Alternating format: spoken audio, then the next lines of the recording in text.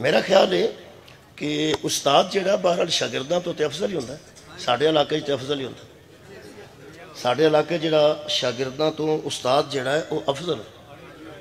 تو آڑے علاقے ساڑھے علاقے جڑا پیر ہے وہ مریداں تو افضل ہے. یہی صورت تھے. شکریہ مہربانی.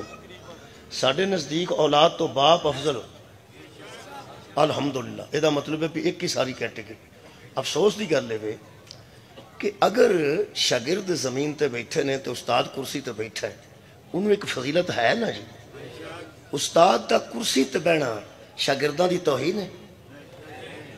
اچھا والد دا چار پائی تے بیٹھنا تے بیٹے دا تھلے بیٹھنا بیٹے دی توہین ہے.